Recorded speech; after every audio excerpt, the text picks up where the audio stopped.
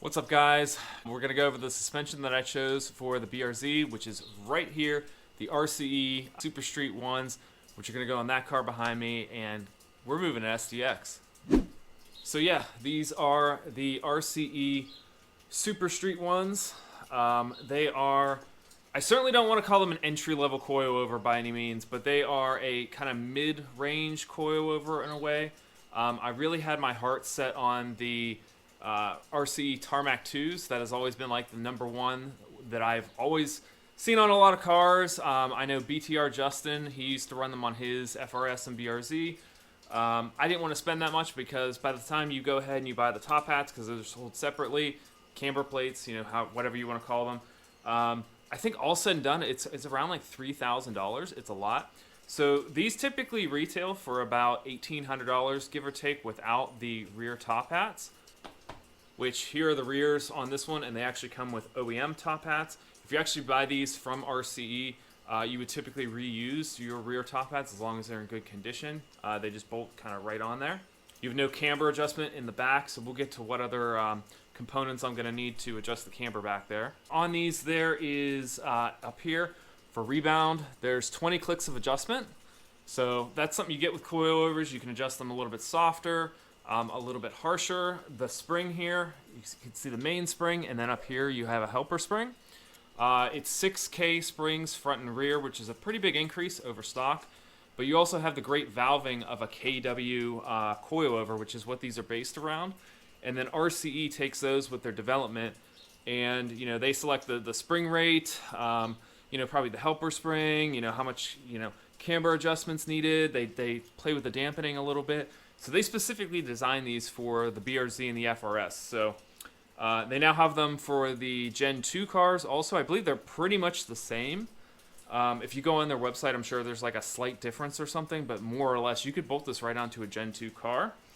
Down here, and we'll get to this in a second, we have like a regular bolt hole here, and then we have like an elongated hole a little bit so you can get a little bit more camber. And your main camber adjustment is going to be up here at the top with these little marks. You can adjust it right there. So when I take this to go get this all aligned, there's going to be a lot of adjustment, and hopefully I can get about 4 degrees of camber in the front and about 2.5 in the rear. And to make sure that I can get 4 degrees up front, I bought these camber bolts from SPC. They're just the standard camber bolts. Here we'll kind of, I guess we'll open them up. Why not? I won't take them out of their little bag, but here you go. It's just, you know, your typical standard camber bolt for about 25 bucks. I run these on the WRX also. I have the white line version, but it's basically the same thing. And it allows you to move the bottom of the strut in a little bit so that you can get some camber there, and then also utilize the camber adjustment up top to you know, get the desired camber you want. Because honestly, 4 degrees, that's what we run for autocross. It's a bit much for a street car. Street cars are typically, you know, 2 to 3 degrees, you know, if you're not going like Stance Nation. So 4 degrees is a decent amount. So you can see here on the rears, there is no adjustment up top for camber, and obviously the bottom it just bolts in, right? So there's no adjustment for camber at all in the rear on this car, which really in the front there isn't either. There's these crash bolts you can put in, which is what we're allowed to run in street class, but it's not the proper way to do it, but it's what they allow because it's an OEM part. For the rears here, though, we have to have a whole different suspension component that I have to replace on the car in order to be able to adjust the camber. And to adjust camber in the rear, I picked up these SPC, again, same brand as the camber bolts there, rear control arms. So they look pretty much like a stock control arm for the most part. This bushing is very much just like stock. You do technically, for STX, have to replace this with a different bushing, which I have yet to get. So you have to put a different bushing in here so that there's less metal in here. I guess this is too much metal for how the rules are written.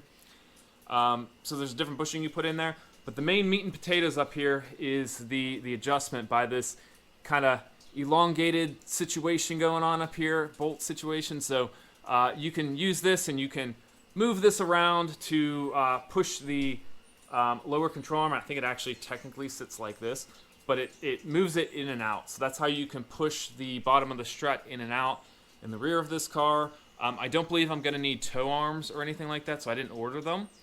Toe I'm going to keep basically 0 all around. That's kind of how I like my cars set up, at least to start. Again, 4 degrees of camber in the front and 2.5 in the rear. So typically when you lower a car, the car is going to get inherently more camber, right? So we don't want to have like, 4 or 3 degrees in the rear. That's like too much. So this is going to be able to basically, let's see, it would be actually pulling the bottom kind of hub and knuckle back in, so that we can get it to about 2.5 degrees. So I know it's going to be a lot of work, but this is right here. This is the meat and potatoes of the STX setup that I'm going to do. The other supporting mods are just to get the alignment where they need to be. But this is really going to be what makes the car ride a whole lot better, even on the street.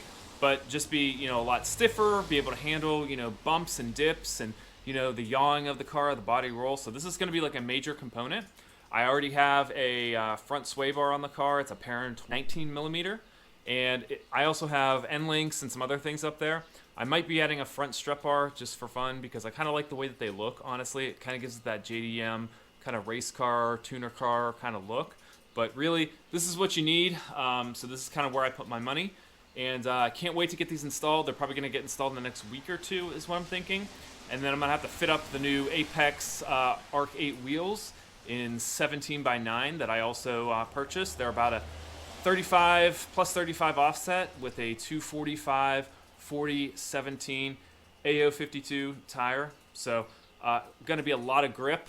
So I'm looking forward to it for autocross and just to enjoy the car on the street too. But if you want to see these installs and just see how we place during the season and all that, make sure you subscribe, like, all that good stuff, and I will talk to you guys later.